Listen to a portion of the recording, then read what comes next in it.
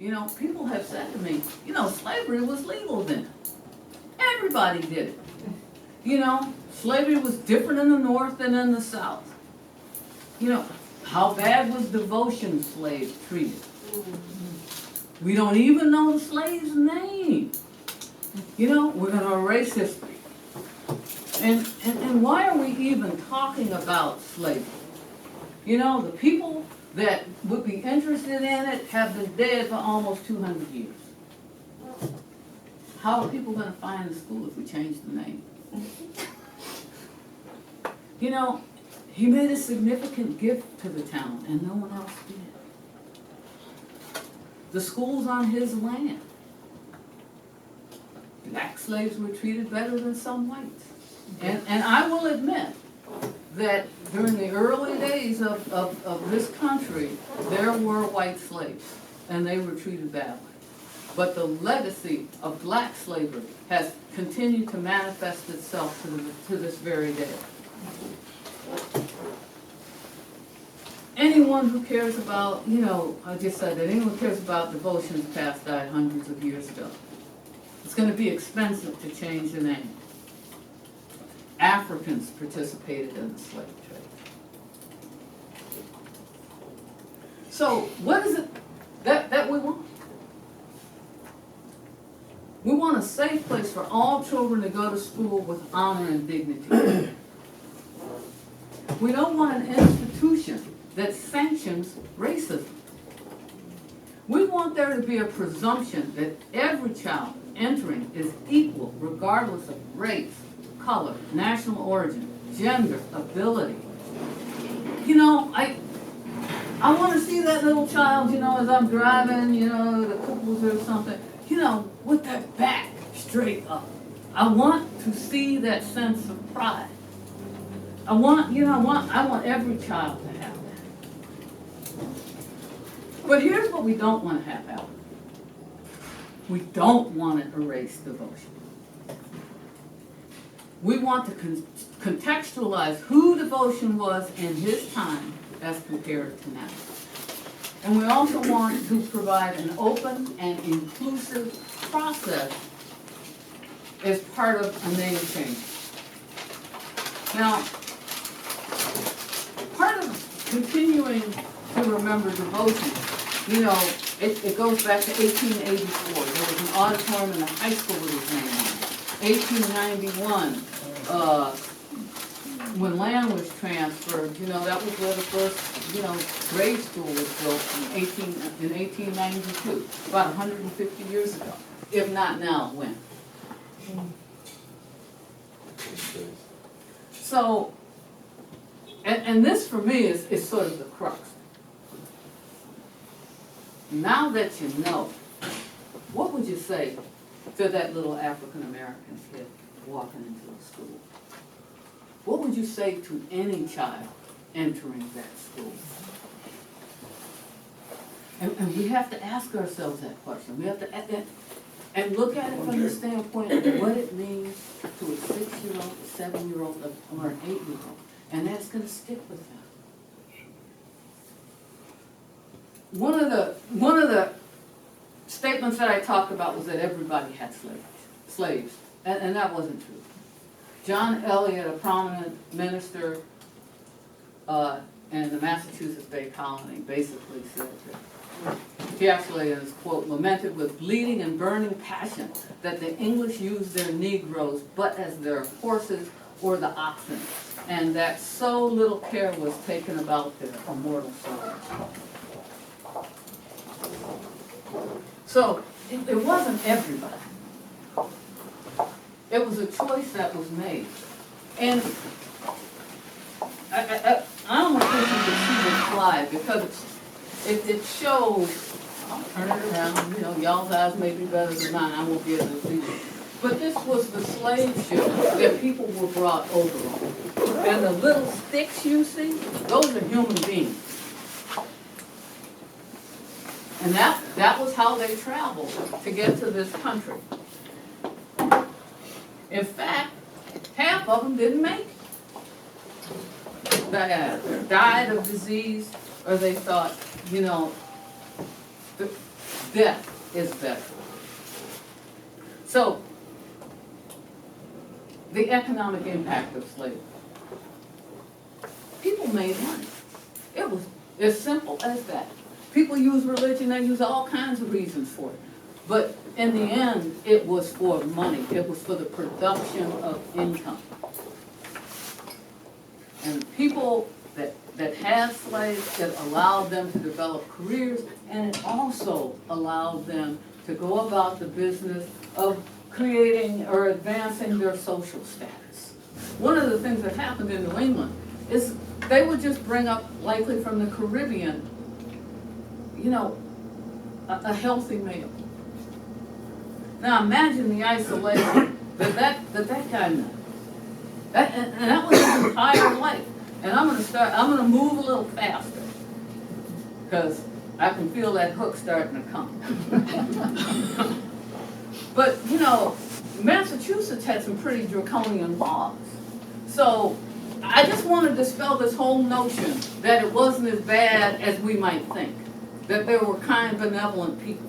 Because we had laws on the books that passed between 1720 and 1750, you know, that a slave couldn't even buy a provision at a market. They couldn't carry a cane. They couldn't keep pigs, which was a basic form of sustenance, or walk on the street after dark or on Sunday. And probably one of the things that was most saddening to me was that in 1703, the colonies decided that they actually needed to tax slaveholders 50 pounds. Now you say, why? Because once those slaves got old and tired, they kicked them out. They kicked them out. That's part of our history. And the punishment. Again, I wish I had my PowerPoint, because what you see here are the welts on a man's back. That's what happened if you didn't tote.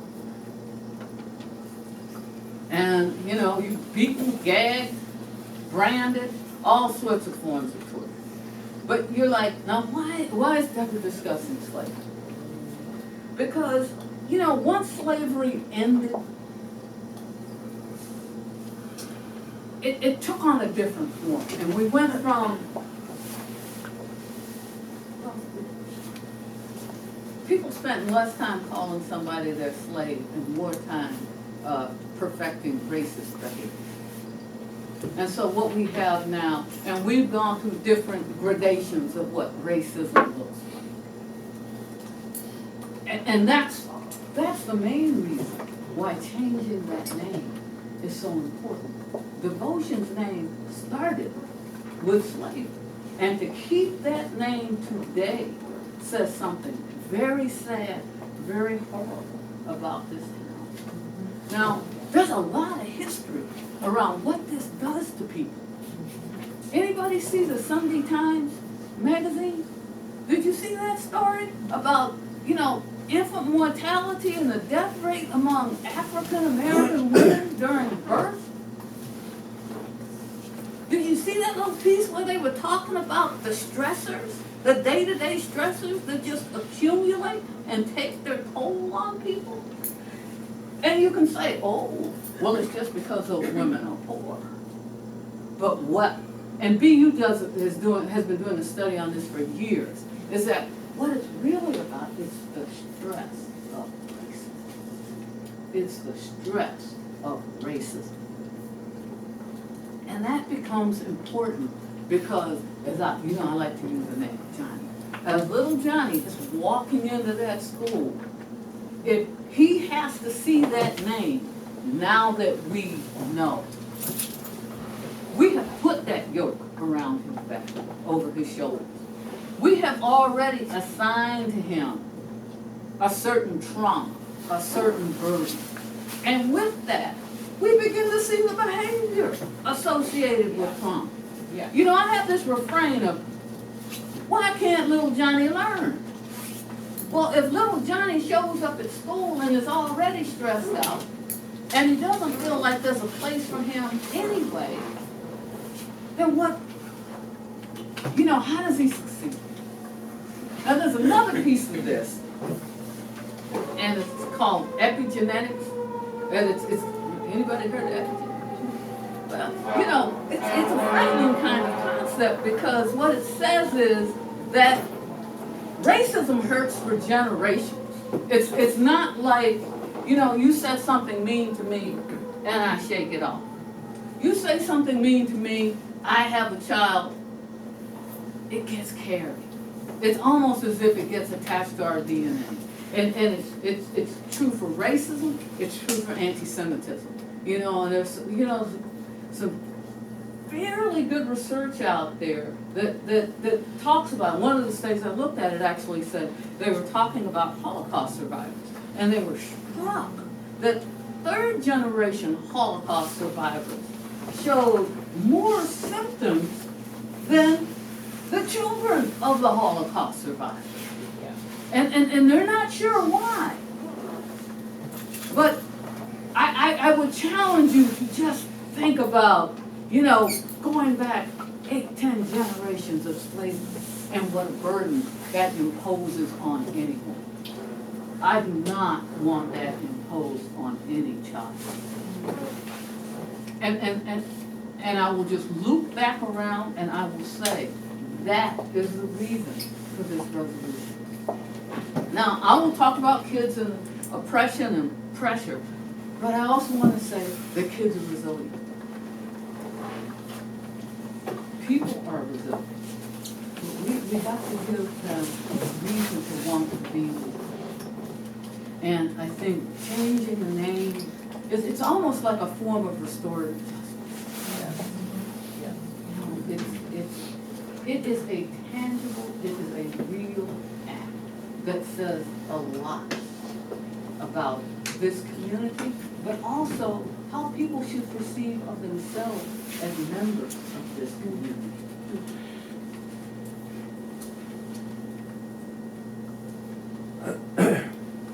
I would also contend that if the motion's name came up today for nomination for a school, he would not meet the town's naming standards. He would not meet the town's naming standards. I think that he would not meet the school's naming standards, which state a national public figure who represents a core value of the system. Exemplary service to students of Brookline. I mean, we don't have it. We got a good man. We got a generous man. Well, we also had a man, when we take a look at him under a 21st century lens, he may not be the best person whose name is over a great school. We're not the first to confront this. We don't need to reinvent a wheel. You know, if you think about it, schools removed offensive Native American names years ago. And those schools have gone on and everybody's happy. All right, maybe not everybody, but most people. Cambridge school system voted unanimously to strip the name of Harvard professor Louis Agassiz. Yale has done their reckoning. Harvard Law School, and, you know, the list goes on. So, I'm almost there. President George W. Bush said at the dedication ceremony for the National Museum of African American History and Culture, a great nation does not hide its history. It faces its flaws and corrects them. If you ever want to read a speech about a person coming to reckoning with their history, read Mitch Landrieu's speech that he gave about taking down Confederate monuments. It's moving. It is truly moving. So, what I want to ask of the subcommittee, to ask of the advisory committee, is to use the Gare Brookline, to be the justice leader, not just for Brookline, not just for Massachusetts, but for the region. We can set a tone. You know, identify, we've got to identify things and name them for what they are.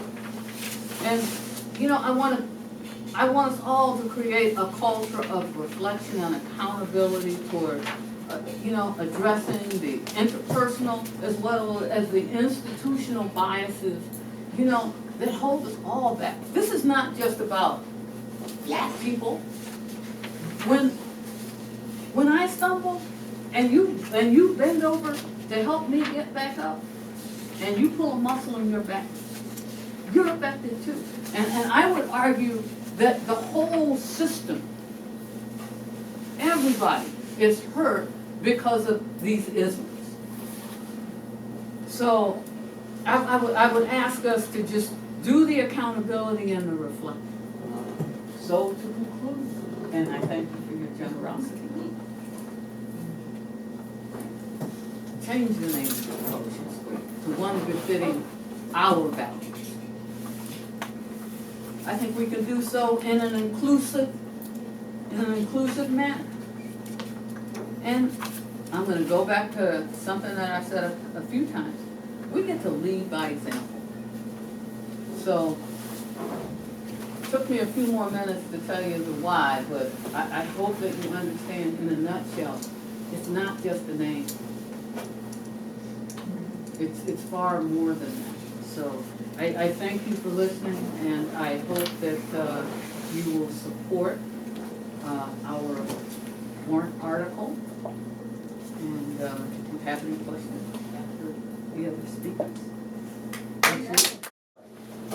The original warrant article was very brief and simply stated that the school would be renamed and named for Roland Hayes or another appropriate person. And what has been presented to the subcommittee is an article that includes a series of whereas clauses that explain on a page and very briefly what Deborah's talked about, and asks that the town vote to read the resolve part. Town meeting votes to rename and temporarily call the school currently known as the Edward Devotion School, the 345 Harvard Street School, until such time as the naming committee has had robust public hearings in order to obtain meaningful public input. Based on said community input, the naming committee shall produce a report consistent with the Town of Brookline bylaws, section 6.8.2b, and applicable policies recommending a new permanent name for the school no later than February 15, 2019. The implication being that this would then be turned into a resolution and available for town meeting action in the annual town meeting in May. So it's two significant differences from the original proposal. One is a statement of that explains, a series of statements that explain why this is important, and second, giving the naming committee the responsibility of following the normal process for finding a new name. So I wanted you all to be aware of that in case you hadn't seen or weren't aware of the fact that there's actually considerably more to the resolution than there was when it was first filed. So I'll take public comment.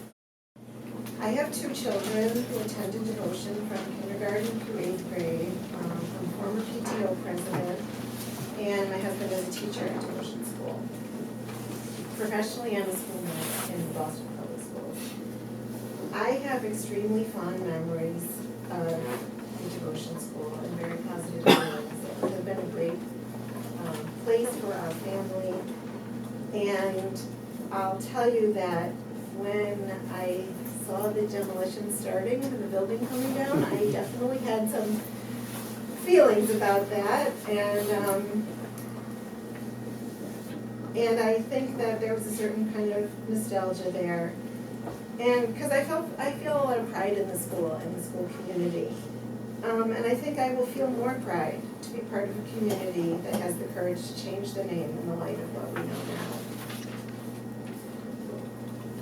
And yes, there's always grief that accompanies change, and I will feel it as much as anyone else that's connected to the school. But in reality, it's not the name that made the memories or the feelings of attachment. It's the people and the community spirit, and this is ours forever. A new era is starting at the school, and I'm excited for the beautiful new high-tech space for Brookline children to grow and learn. It will truly be a building that embodies the 21st century.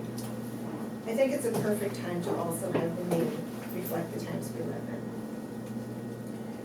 As a nation, we have so much more awareness now than we did 150 years ago of the huge negative impact slavery has had, not just on African Americans, but on all Americans. The wealth and institutions of the United States were created by the labor of black people who were enslaved, and by taking lands from indigenous people. Our nation has a lot of healing to do. No one alive today is legally perpetuating the practice of slavery, yet we are still all suffering from its effects. Current day racism is evident in achievement gaps, health disparities, housing, and violence. As a nurse, I'm particularly aware of the transgenerational health effects of slavery and racism, and I really do see them anecdotally, the effects of that every day in my work. The science is known and documented. We can do something about this, not out of blame or guilt, but out of understanding that this path forward will bring us together and end the effects of oppression. I don't think we can heal from the hurts of slavery until we accurately reflect our history and the contributions of black people and all people of color, that they become visible and in the forefront. We owe it to our children to have the integrity and consistency in demonstrating our values in our actions. In the Warren article, we're asking the name of the school be changed to reflect our current understanding of history and our stated values in Brookline. Deborah talked about this, but we understand there's a process by the town. We're not asking to circumvent that process, and as our new resolution states that, we are asking the naming committee to conduct their process in a public and inclusive manner. We're asking the process be completed in time to submit a warrant article with the new proposed name for town meeting in May 2019. And we are proposing that the community process for choosing a name includes students, parents, teachers, and citizens of this town. It's absolutely a teachable moment for our youth. It's about history, research, and participatory democracy. One idea is to have a town-wide community forum where students present their choices that they have researched for the new name. All possibilities will be considered. Some people have expressed concerns that the history of the school will be erased by changing the name. That is not our intent in any way. We very much want to keep the Edward Devotion House, the story of Edward Devotion, the story of Brookline history, including the history of slavery, to be present within the school property in a thoughtful way that allows us to reflect the lessons of the past. Devotion has been honored for 126 years. Let's use what we have learned toward progress. There are so many people we can honor. And I would just say one thing about erasure, which is that the people who were enslaved, women, indigenous people, all kinds of other people, have not been acknowledged in the history of this country. And there are so many stories that we need to learn and we need to hear. So it's time to shine the light on someone else that our children can emulate. So I'm asking you to vote favorably with the warrant article and to, that we have the opportunity right now to act concretely on our stated values. Thank you. Okay, so I want to go from one side to the other. So I'm not going to speak for other people, I'm just going to speak for myself. I had listened to Deborah, we gave her so much time, I think she was going to fall over from running out of air. So we gave her as much time as she wanted. She spoke. And what I noticed was the only thing she ever spoke about was slavery. Nothing to do with devotion. He was an outstanding individual. The fact that he owned one slave, the fact where I think there were 4,000 people who lived in Brookline and somewhere between 15 and 25% owned slaves. That it was normal. To say that back then, what the naming committee would do, because that's the only way I can look at it. If you look at our bylaws, and you look at our regulations, people who gave significant value to the town, we put a name on it. Take a look at Kraft. We named the park after him. Why? Because he gave us $700,000. And if somebody in this room would like to give us $700,000, I'll be happy to recommend. And they have a name on what they want to do. In fact, a couple of parks are open for names, so if anybody wants to give money. I think one person here has made some copies of the students in the 6th grade who are opposed to changing the name. We'll give that out. If you want me to read it, I'll read it. But I'll... Well, with all due respect, I think it's, well, you're welcome to distribute it. It's the 5 of us who need to vote on it. Right, so, but I'll read this quickly because it's a short letter. It's represented to the, dear representatives of Town Hall. My name is Alexander Liensky. I'm in the 6th grade, and I want to bring to your attention the renaming of the Everett Devotion School. I think it's silly, and I'm specifically against it. I'm pretty sure that you know how this whole topic began. It started by 2 women decided to protest against the name because they discovered that Everett Devotion had slaves, or specifically 1 slave. But I think that's silly because we didn't have slaves back then. I'm pretty sure that George Washington had more than 1 slave, and I'm not hearing anybody renaming the capital. For a few days, I went around to the 6th grade asking other people's opinions, and I got 30 people, which I assume are students, agreed, and only 1 disagreement. I hope that you'll receive this letter and make the right decision to keep the name. And remember that the strongest people in the school are the children. So they're opposed to having the name change. I would all, Would you mind? no, we got some copies, so we're gonna, we actually thought of that. This is my only copy, Ah, okay. so you're not getting it, because this has to go in. Okay, so. Give us a copy. And anybody, I think we've got more than a group here. In any case, I go back, so what I understand, and my understanding was that Devotion was a very upstanding citizen. From anything that I've looked at, read about, I'm not a historian, and he gave land to the school. Right now, we're trying to get land for a school. Nobody wants to give us land, nobody wants to even sell us land. But he gave it to us, and it was okay. We don't know how he treated a slave, but the assumption is if he's an upstanding person, he probably, most likely, he did right by a slave. Though I think when he died, I think he gave it. He left his slave to the town. I'm not really sure, but in any case, it's about the individual. It's not about what people did back then. It's about the individual. The individual was good.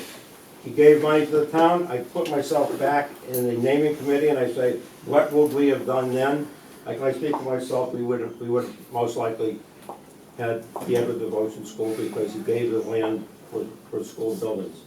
The only last thing I would say is, I remember back years ago when Ted Kennedy went into the Chappaquiddick River and killed somebody. And I remember he sent out a letter to our family and everybody else's family saying, should I run as Senate again? And our family supported him for quite some time because he's a good man, he made a bad mistake. We don't criticize people, even now. That was illegal, but he got away with it.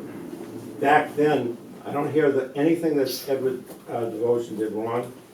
So, personally, and I'm not speaking for anybody on the naming committee. Personally, I wouldn't support this. Thank you. Thank you. Next person, yeah, go ahead, just. Bill Schechter. Yep. I was a history teacher during my career. I'm completely against erasing history. But I do not believe that remembering history requires honoring. any particular aspect of we should not have to struggle in the Brookline schools to explain, rationalize, justify why a school is named after a person who presumed to own another human being. Now, he had a good idea. He thought in leaving his inheritance that he would leave money for the education of the children of the town. The land had long passed out of his family by the time the school was built. But some of that money, some of that fortune that he bequeathed to the town came from the stolen labors of his slave. Now, by the way, his neighbor, Samuel Sewell Jr., had the adjoining farm. His father, Samuel Sewell Sr., was the chief judge of the Massachusetts Supreme Court. In 1700, about I think 40 years before Mr. Devotion died, Samuel Sewell Sr. wrote the first abolitionist tract in what became the United States of America. So we can assume that the people of Brookline, what was already Brookline, were, conversant with these ideas. Mr. Devotion was among the minority of people in Brookline who owned slaves. 75% chose not to own slaves or couldn't afford to own slaves, whatever their reason was. But I want to approach this in a positive way. Just as we should not have to struggle and hem and haw and explain to grade school kids, yes, the school is named after a slave owner, but he was a good guy because he left some money to the town. We can have a school named after someone we can be unambiguously proud of. Yes. Someone who can help to form the very name, the very person, to form the values education of our children. I think of I hadn't heard the idea of Mr. Hayes, that would be great. My neighbor, my former neighbor of a century past in Brookline Village, the Bowditches, put their lives at risk to help slaves escape. And there were other such families in Brookline that did that. We have heroes in this town that we don't have to hem and haw about. Let's put one of their names on that school, and let's also not erase the history of Edward Devotion. And no one, that old house there is a wonderful teaching resource. Much more can be done with that. But there is a more positive direction for us to move in. And I hope we're going to do that. This is really part of a national conversation about our history and who we should honor and why. And we do have this amazing opportunity, given the fact that a new devotion school has been built, and it's, in a sense, going to be rededicated. Now, to whom is really the question. So I support, I was not familiar with the particulars of the warrant article, but I think that both the honoring of a meritorious individual and the preservation of history can both be accomplished in this town. And I think it would be a wonderful change. And I'll stop.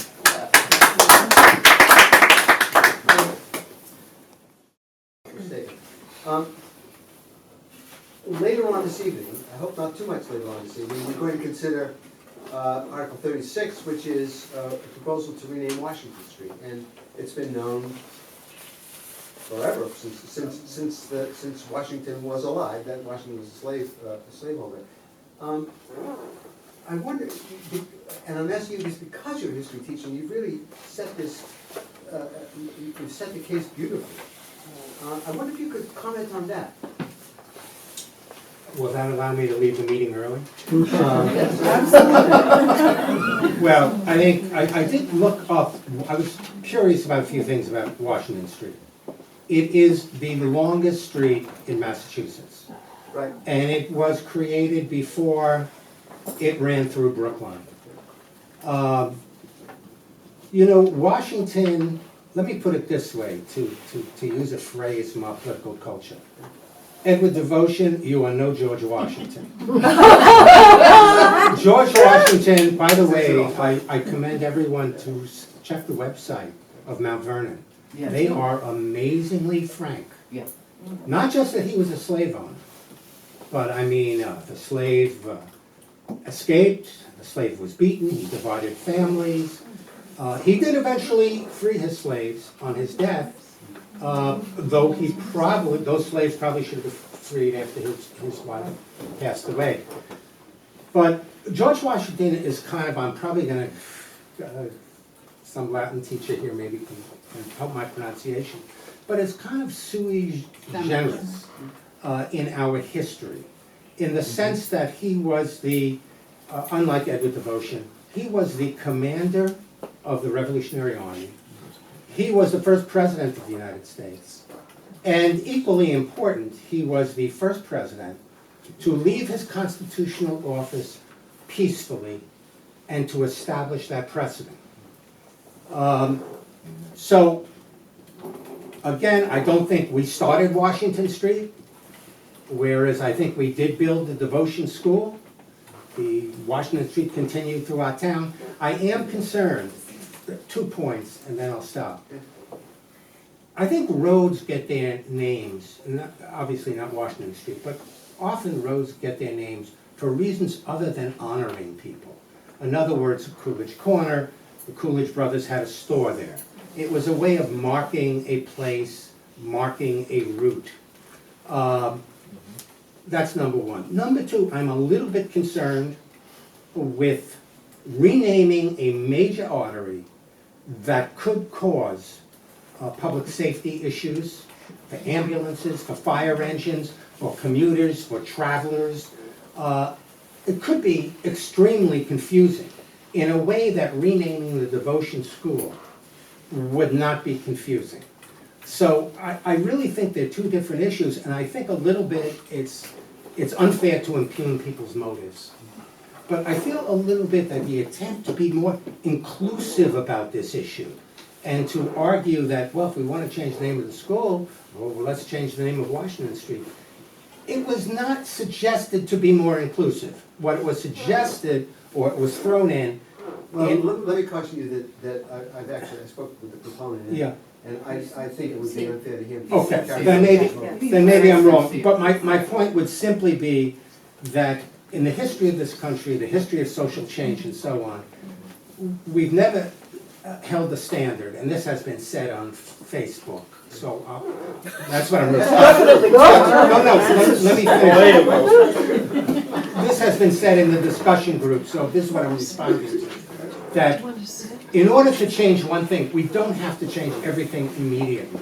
That's my only point. Sometimes things happen incrementally. And so, whatever the merits of changing the name of Washington Street, it's not a contingency in terms of changing the name of the Devotion School, which is about to reopen. Right. So that's just one moment. I'll give everybody a chance to and you can certainly respond. But I just want to say thank you. I apologize for putting you on the spot. I think that was a very cogent remark, especially since you didn't know that question was coming. No. So that was a very interesting context. I'd like to give everybody a chance to speak, and then Deborah, if you want to round out, then that would be fine. I just want to say that Devotion is a school. Yeah. It's a grade school. It's not a street, it's where little kids go. Right, That's all. we understand that. Okay, Ron? Yeah, it's fine. Yeah, I'm Ronald Brown. I live in Brookline, have for most of my life. And I'm a proud graduate of Edward Devotion School. In fact, I graduated in the early part of the last century, 1949, and 3 of my brothers went to Devotion School. And personally, I want the name to stay the way it is. I think, I've heard some bad things said about Edward Devotion. I think we should really look at a historical context here. And going this far back isn't suggesting I'm going to talk very long.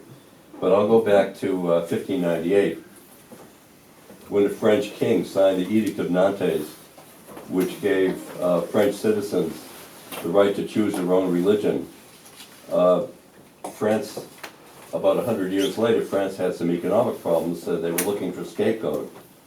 So Louis XIV revoked the Edict of Nantes in 1685. And so the Huguenots, who were Protestant Calvinists, had a choice. They could either be murdered or they could leave. Edward Devotion was one of these. His name wasn't Devotion, it was something like Dubois, something like that. 30,000 of them didn't leave, and under Cardinal Richelieu, that was before the internet, Louis XIV found out about it a couple of months later, 30,000 were murdered.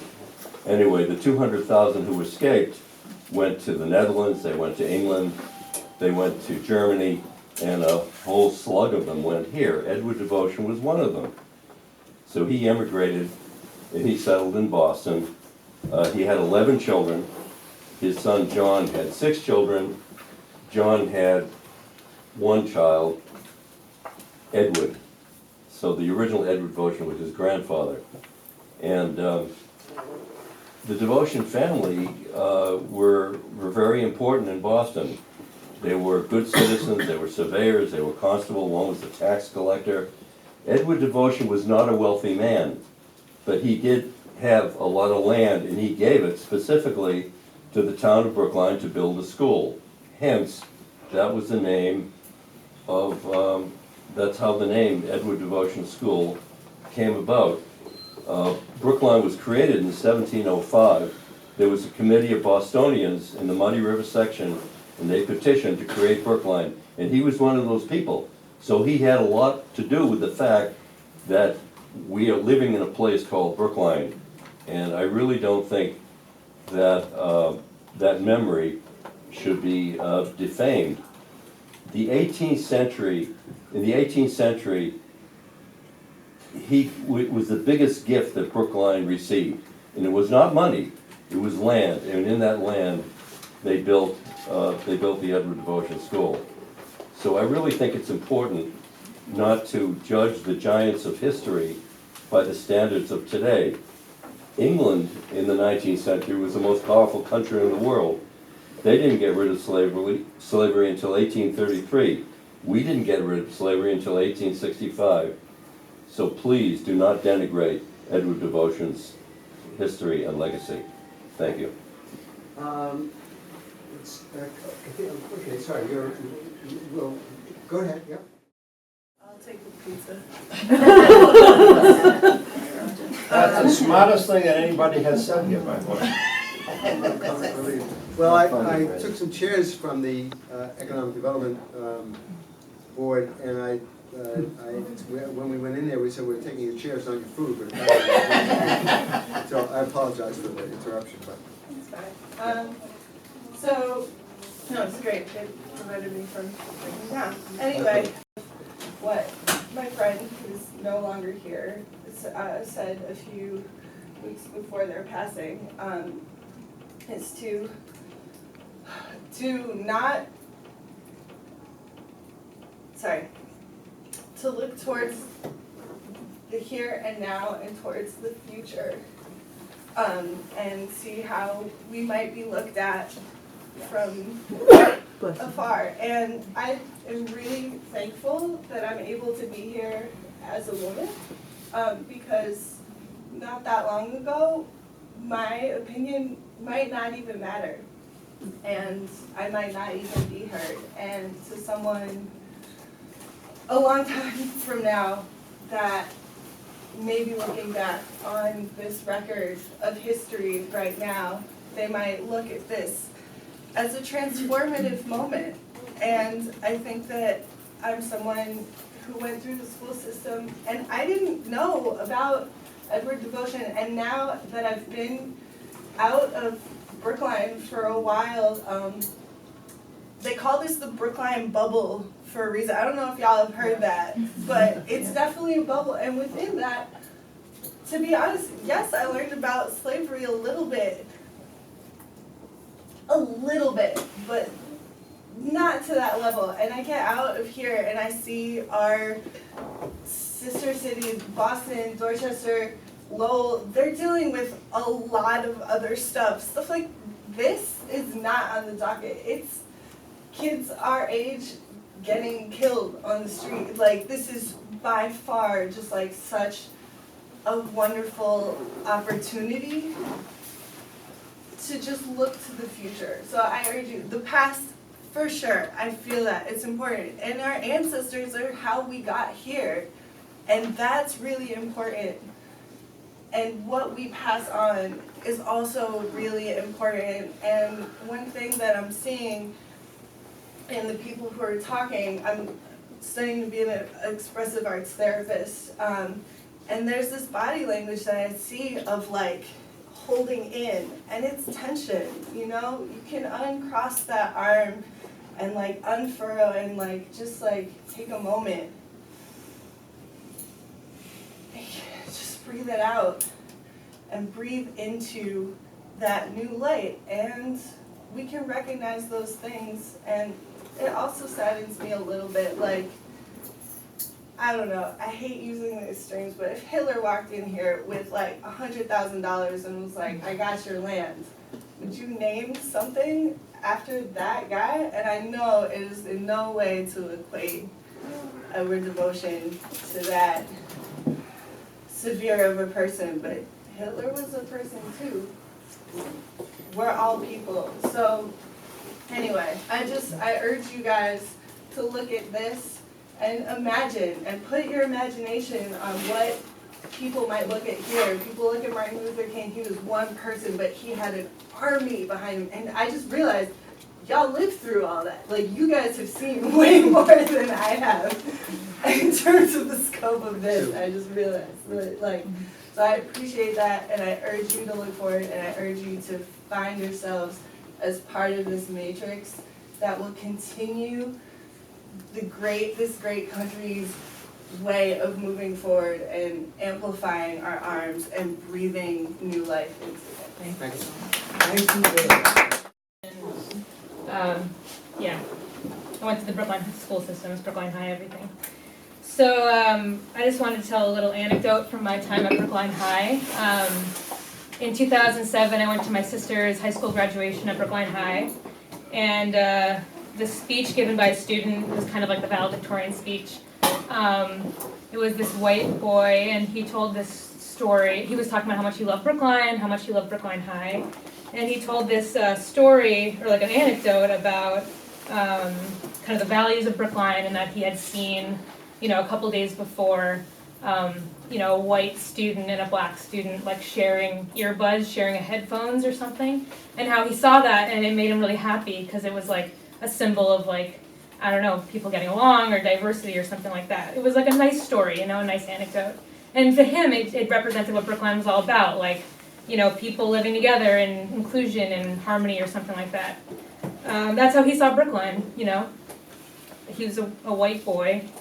So the next year, I was working on the school newspaper, the Sagamore, and one of my fellow, you know, young reporters decided to write an expose about race in Brookline, at Brookline High, and he interviewed about, like, I don't know, between like 15 and 20 African American students at the school. Every single student he talked to said that they had experienced some kind of discomfort and racism at the school. I see that, like, the difference between that graduation speaker's idea of what Brookline is, like this racially, like, post-racial harmonious place, versus the experience of those black students who felt like racism in this town. We don't want to see it, those of us who aren't of color, but it's here, and we have to listen and trust those kids when they say what their experience is. So what I say is Brookline is not a post-racial town. We have work to do. And I'm speaking to the white people on the board and white people in this room that, like, you know, you don't need to walk in a mile in a person of color's shoes to know what their experience is. You just need to listen to them and trust them about what their experience is. Yes. And yeah, this is just an opportunity to like address what those students went through. And like, I was shocked personally when I heard what they went through. I was ashamed, you know, because I'm a white person in Brookline. What am I doing to make it better? This is something, it's small, it's you know, it's a name, but it's something tangible. And you're listening to a person of color say what she feels when she sees that name, and maybe she represents some students of color who walk into that school and don't feel respected by that name and don't feel respected by the adults making decisions in this town. So I say that this is an opportunity to make a positive step towards racial justice in Brookline and be the town that we say we are. Yes. Names matter, they represent our values, and as time changes, our values change. You know, we're not a town of that has slave owners. We're not a town where women can't vote. We're supposed to be this progressive bastion in America. Let's act like it.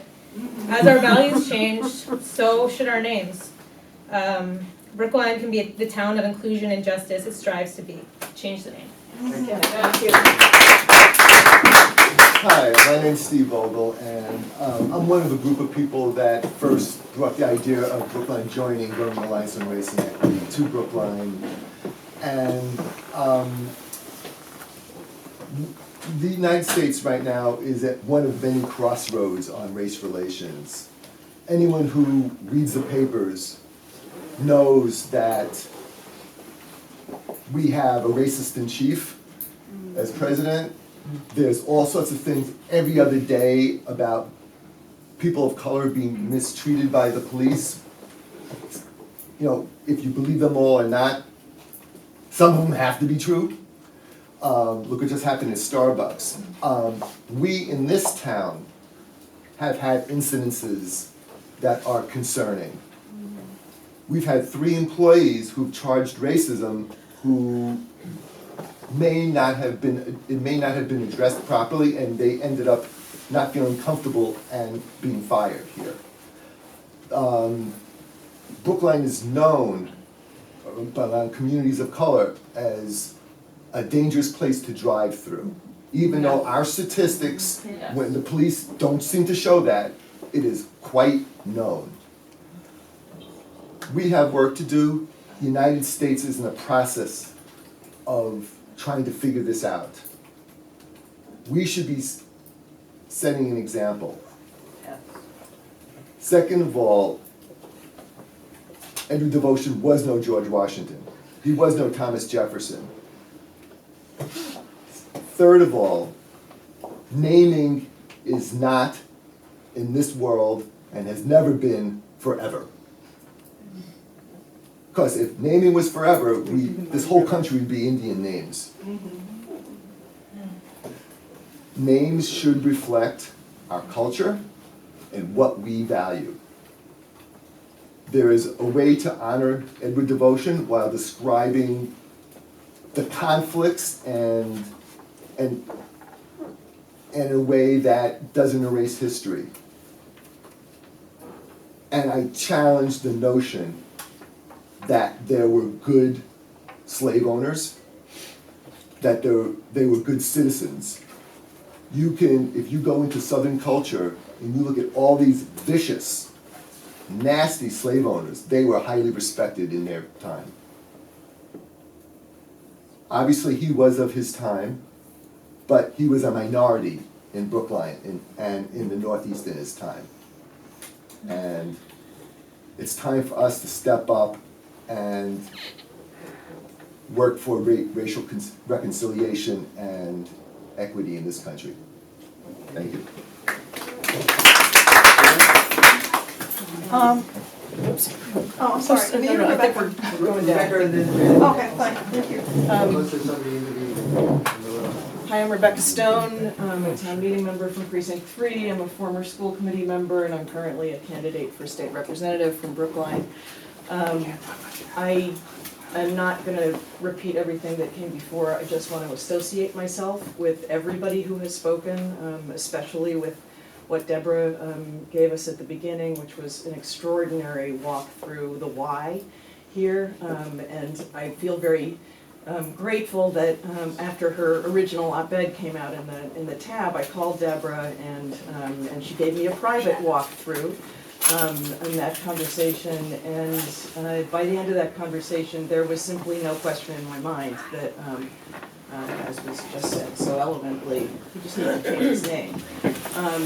For me, the why is the important conversation that we're having, and everybody has given all of the reasons why we have to have that conversation, why in the context of everything that's happening in the country, we have to have that conversation. So I'm glad that the warrant article resolution will have the whereas clauses, because I think without them, we don't get to have that conversation as a town meeting or as a community. And the only small technical thing that I would add about the way the resolution currently reads is that if the petitioners have gone to great lengths to let the naming of the school rely on a process. I would say that saying in that same resolution that goes to such great lengths that we should name it in the interim, something like 345 Harvard, I don't think that's necessary. I think we could as easily say, if you guys are willing, to simply say that the use of the Edward Devotion name should cease immediately.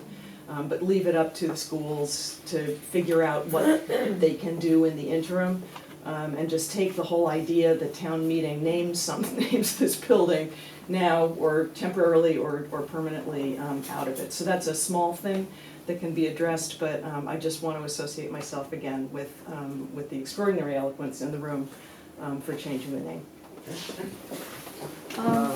Janet Gelbart, I'm a member of the advisory committee and a neighbor of Deborah who met her when she was leading the fight against the Holiday Inn folks.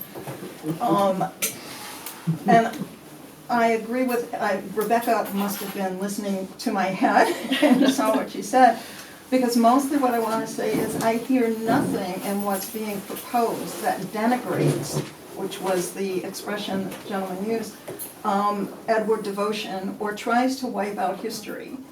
I want to thank her for starting the conversation, because we need to have them. And it's hard to figure out how and where to start. But we do need to recognize our past, and that includes recognizing that most of our founding fathers were slave owners. They did many other things. They also struggled with what to do. I think Washington may have been the only one to actually free his slaves, but I just finished a sort of biography of Madison, and that's what occupied the end of his life. What do we do? How do it's in conflict with what we say. People are a product of their times. In our times, we don't want to be that conflicted. We want to move past it and say it was wrong, and let's not continue to honor it. And I agree with that young woman. Giving money to the town is an awful reason to name something. That means that our heritage is for sale. It means only rich people get to be honored. Yes. A lot of universities will cringe at what you just said, Jan. And the naming committee. I'll just speak briefly. Hi, I'm Ruth Kaplan. I'm actually a graduate of the Devotion School and Brookline High School, lifelong resident of Brookline. I also served on the Brookline School Committee, also on the State Board of Education. So when I read the article, and it was just like immediately I said yes. I had no idea. As a student of devotion, we were never taught anything about this legacy. I'm not sure as a kid how much it would have frankly meant to me at the time in any event, but I certainly knew nothing about it. So I just really thought that having this article was just such a great public service, and I guess Hidden Brookline maybe had uncovered this before, but it was never brought to light in the way it was by your article. And I just unambiguously felt that this had to happen. I have the same warm feelings, like very warm feelings and pride in being a graduate of the Devotion School. It's all the wonderful education that I got there, but it absolutely does nothing to change that for me. As a matter of fact, I mean, I do view all of this, as many of you have said, as an amazing opportunity to, I mean, the fact that the school is now being, rebuilt. I just wanted to make a couple of other points that I just wanted to react to as I was, I'm sorry, one other thing. I was having this conversation with a cousin of mine who also is roughly my age and is a graduate of the Lawrence School. And this is so interesting, as we were speaking just the other night about this, she told me that when they were students at Lawrence, and she's, let's say, 65 years old now, that she recited to me the history of Amos Lawrence. She told me about how he was an abolitionist and about how he did this and he did that. She's 65, I mean, you can do the math on how many years ago she graduated from the Lawrence School. And she was proudly telling me about the history of Amos Lawrence. I mean, I could not retort anything about Edward Devotion because we never learned anything about Edward Devotion, the person or his history. So I think that to me was a very striking, very concrete example or support for this whole notion of changing the name. The other thing, somebody said we change names all the time, and that's true. I mean, the team of the logo of Brookline High School was Sagamore Indians. We changed that because we thought that was offensive and would send the wrong message. So this is not about the street versus the school and the slippery slope, which a lot of people, that's one of their concerns or their main concern. I also don't, I do think there's just a fundamental difference between a grammar school that children are, that is supposed to exemplify values versus a street, and I don't think that, in life you don't have to just be totally consistent and logical about everything you do when there's an opportunity to do the right thing staring you in the face. And I just also want to say that I think that, as other people have said, this is an opportunity in Brookline to do one actual morally right thing in the face of just, kind of an awful period in history for our country. The intolerance that we see everywhere that's part of our national government is really frightening and depressing, and we have an opportunity to model like incredible, symbolic, but not only symbolic acts on behalf of all of our children. So I've had my say, and thank you for listening. All right, thank you. Okay, 3 more people want to speak, or sorry, just 4. So just want to remind you that it's 7:30, and that the original intention was to actually conclude both articles discussions by 7:30. But there are a lot more people here who want to say something, so we'll stick with it. But please don't repeat what we said before. Neil. Yeah, thank you.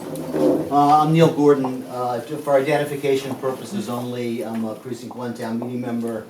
I'm a member of the advisory committee. I'm co-chair of Brookline PACS. I speak for myself. The committee will remember, and some of you may also remember, a year ago there was a warrant article that would have called for ceasing publication of the warrant in the Brookline tab. It was a money-saving warrant article. And Marty Rosenthal, my PACS co-chair, said to me, and I believe he said on the floor of town meeting, but he certainly said it to me, if one person sees it, one person, in the interest of democracy and good government, it's worth it. And in parallel construction, I'll ask the committee this question.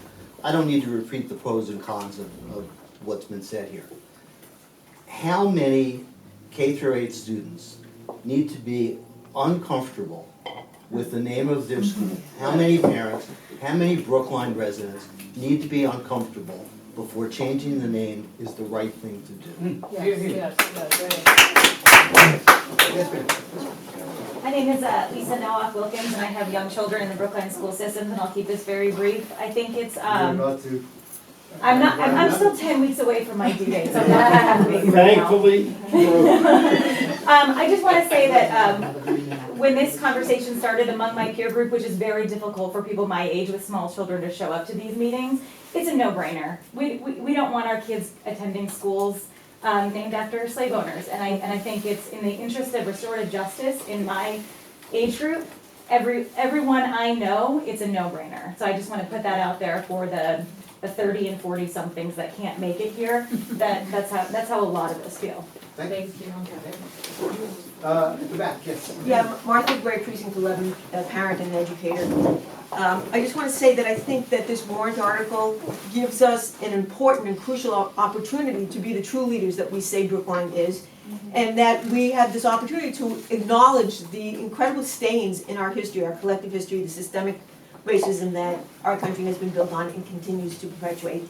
And that not to change this name seems to me, how can we face ourselves, our children, our grandchildren, our whole community? To me, it's like something that's such an opportunity and something that is doable. It's not complicated unless we are unwilling to look at our internalized dominance and say we don't want things to change, that we don't want to be uncomfortable, we don't want to have a conversation about race, which if we're having an important conversation on race, should make us uncomfortable. And we need to make changes. And I think it's such a gift to the town that we are operating on this arena. And I just hope that we do be morally correct. And I don't think it's courageous. I think it's just so obvious that we need to do this. And I hope that the leadership that has been invested with making these decisions will march forward with strength and make it happen. Joanne? Sure. I'm trying to take out the repetitive stuff. I'll do my best. I'm Joanna Baker. I live on Beacon Street. I'm a product of public schools, though not Brookline's. I'm married. I have no children, so I don't have kids in the schools, but I pay my taxes. And I'm a town meeting member for Precinct 13, and I'm a former member of the MLK Celebration Committee in the town of Brookline. So I want to start by saying I'm here addressing an advisory committee subcommittee. And you represent the financial committee for our town. So I want to mention my gratitude and commend the school committee for, once this warrant article was filed, working with the architect and the builder to remove references to Edward Devotion that had originally been incorporated into the renovated school's design. They give us a blank slate, if you will, avoiding later expense the town would have incurred to remove various features whose presence might continue to make some students, staff, faculty, administrators, or visitors uncomfortable. Well done. I see two representatives. Thank you, David Pollack. Thank you, Helen Charlevsky. And speaking of the school committee, although advisory committee subcommittees make their own decisions, I'll say the school committee has done an excellent job appointing a thoughtful, dedicated ad hoc task force on naming that will be reviewing the names of all the schools in the town, starting with, I'm going to call it the Harvard Street School, to determine whether each of them meet the standards set out in our town's naming bylaws. I'd like to talk about the standards we established for naming a building, no less a public school building, and even more important than that, a public school building in the town of Brookline, Massachusetts, where we would like to maintain our reputation for being liberal-minded. We have many families with history and roots in our town. We also welcome newcomers. We treat all our residents and visitors with respect. We say we do. In light of these values, before any naming criteria are vetted at all, I believe the name Edward Devotion for Brookline Public School fails. It was a choice for Edward Devotion to own a slave. It was his choice to leave his estate to the town. You know, part of what that was a Negro man. There are many worthy causes to support in Brookline, and I'm sure we all support many of them. But can you imagine telling your grandchildren that the benefactor of the school he or she is about to enter donated a large sum of money and a human being to establish that school? What happened to that human being, the child might ask? We don't know. What was that human being's name? We don't know. What did the town do with this inheritance? Did we sell the slave? Did we put him to work somewhere for the town? Was he paid a decent wage? Did any of my questions make you uncomfortable? They make me incredibly uncomfortable. So how do I tell any child, and any adult for that matter, that the town proudly calls one of its precious buildings dedicated to the education of children, to our public school children, no matter where they were born? We will treat them fairly and protect them and dedicate the majority of our town's budget to this cause. But we aren't bothered by allowing a slave owner's name to be prominently displayed in a place of honor at the entrance, on the jackets, on the hats, in the book bags of students, on the programs for school performances, and most important, in the record books. That today in 2018, the people of Brookline elected leaders who are willing to overlook the stain that is indelible on the fabric of American society, and indeed we condone continuing to highlight that very stain by retaining the name of a known slaveholder in a place that we say gives each and every student a shot at receiving the top 10%, perhaps a top 5% public education in this state, if not in this country. How do we reconcile the desire to give a superior education to every child, yet hurt children and adults, hurt our neighbors by neglecting their pain? It's painful enough, I am sure, to know you're followed and mistrusted in a Coolidge Corner retail store because you're black. That despite every good intention and training and resources invested in overcoming this, there's still an education achievement gap that in particular seems to affect black boys. We should use every tool in our toolbox to remedy the wrongs of the nation's past, address the legacy of discrimination, become aware of the unconscious myths that still inform us, and that can limit access to jobs and homes and credit and loans and promotions. We have not overcome racial bias and discrimination in the United States of America. And Brookline cannot fix it all, but we can fix this. You can fix this. Almost done. We have the power right now, the advisory committee, the school committee, my colleagues at town meeting, to remove a symbol of that legacy, a symbol that actually hurts people. It hurts me. It diminishes my self-respect to allow this to persist. It diminishes trust in the community's desire to protect our precious children, in whose hands we leave this democracy. What legacy would you leave them? It's named for a slave owner. We're cool with that. We could put that on a bumper sticker instead of Devo Pride. Because there's very little pride to be found in retaining the devotion name on the school. Not now that the mirror has been held up for us to see ourselves and what the name signifies. It's not just that Edward Devotion owned a slave, it's that we condone keeping the name on a public school. That stain is ours. Who knows how many people will decide not to pay exorbitant prices for homes here in the future because they don't want to be associated with the town that's cool with that. How many people will make fun of our children when they play away games because they live in a place that appears to applaud a slave owner? How many more families of color will give up and move out of the town they chose because they thought they were moving to a place where their children could be safe? So security, stability, reliability, integrity. Many of us wish to feel that our community provides each of these reassuring qualities to all of us, to our neighbors equally. To some of us, honoring a donor whose legacy will be reduced to having owned a slave, because that is what will happen. His legacy will be reduced to having owned a slave. It destroys our sense of security, stability, reliability, and integrity. If we cannot trust our local elected officials and appointed officials to protect us, pack up and leave. Do not be insensitive to the statements of your neighbors who are people of color and want this change. I know everybody will not agree with this, but the choice is yours. The choice is ours. Do you accept responsibility for ignoring the testimony, the facts that stress related to discrimination has negative health consequences, and thinking about slave owners' schools names as a namesake? Slave owners as a school namesake is a stress we can simply eliminate. Remove stress, remove harm, remove shame, be proud, remove the devotion name. Thank you. Janice Kahn. I'm a town meeting member from precinct 15, and I can't. Remember that we're the ones who are. Yes, I'm. All right. I'm also on the advisory committee, and I came because, frankly, I wanted to hear the discussion. I wanted to learn more, and I'm reminded that, well, in January I had a wonderful opportunity to spend 4 hours. With just a small group of people at the National Museum of African American History, American Museum of History and Culture. And I realized that 4 hours is a long time, but it is nothing in terms of starting to learn about things. And I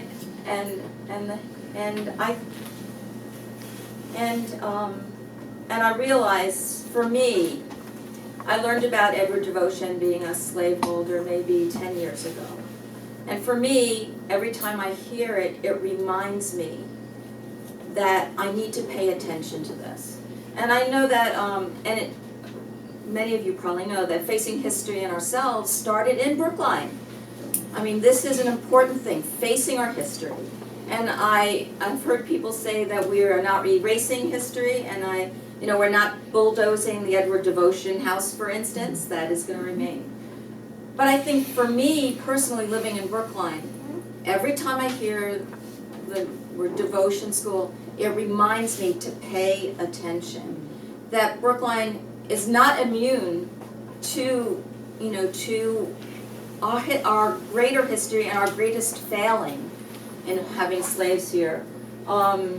It's no secret that Massachusetts was the first state to legalize slavery. That is a terrible history. That's what they said. The Commonwealth was the first to legalize slavery. So, I mean, we as a Commonwealth bear that burden, and I call it a burden. I think that is a terrible legacy that the Commonwealth, which considers itself so liberal, was in fact the first to legalize slavery. And so I wanted to hear the conversation and hear how people felt about it and to help me learn more. And I have to say, I am still conflicted because I don't want to forget. You know, I don't want to not have that reminder that we have this part of our history, and it's important to face that history and to know that we are absolutely an imperfect town. We remain, in my view, a very imperfect town. And I'm also a New Yorker. I think it's perfectly great, if you're going to rename it, to call it the 345 Harvard Street School. It feels very comfortable to a New Yorker to have a numbered school. I went to 193, 194. I mean, that's just the way it is in New York. But I take your comments. Oh, you people are Yankee fans too, come on. Yeah. Hold on. No, we're not going to. No, we're staying on.